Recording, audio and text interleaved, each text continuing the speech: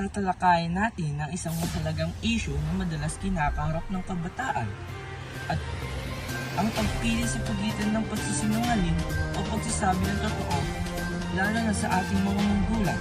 Kasama natin ngayon ang tatlong paunahin na nagbibigay liwanag sa paksang ito. Una, si Yongson, isang estudyante; si Andres, isang guidance counselor; at si Sir De La Plata, isang moral educator. Welcome po! Yongson, maaari mo bang ikwento sa amin ang isang karanasan kung saan nahihirapan kang sabihin ang totoo sa magulang mo? Oo, Saraspe.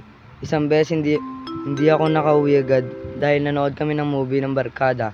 Hindi ako nagpapaalam nang tinanong ako ni Mama. Nagsinungaling ako at sinabing may group project kami.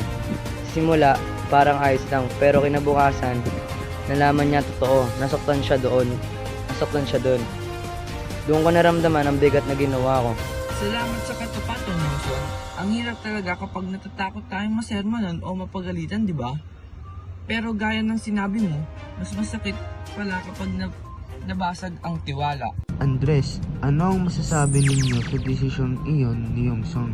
Ang desisyon ni Yongson ay karaniwang hamon sa mga kabataan. Lahat tayo ay dumaan sa puntong iyon. Pinipiling magsinungaling para makaiwas sa gulo. Pero ang pagsisinungaling ay isang maling kilos dahil nilalabag nito ang tiwala kapag nagsisinungaling tayo. Pansamantala lang nating inaayos ang problema, pero mas malaki ang pinsala ng ugnayan sa bandang huli at ang masaklap pwedeng itong maulit. Tama, parang unti-unti nating sinisira ang kulay ng tiwala sa pagitan natin at ang ating mga magulang. Sir De La Plata, paano natin matutukoy ang tamang kilos sa ganitong sitwasyon? Ang tamang kilos ay ang pagsasabi ng totoo kahit mahirap. Ang konsensya natin ay isang munting tinig sa ating puso na nagtuturo ng tama at mali. Kasama ng likas na batas moral, ang natural na pagkiling natin gumawa ng mabuti. Ginagabayan tayo para piliin ang katotohanan at respeto. Napakaganda ng pagkakalarawan, sister. Para bang kung sanay tayong makinig sa ating konsensya, hindi tayo basta-basta madadala ng takot. Ano po nakakatulong ang konsensya sa paggawa ng desisyon? Kapag tahimik tayong nag-iisip bago umilos, nararamdaman natin kung tama o mali ang isang bagay.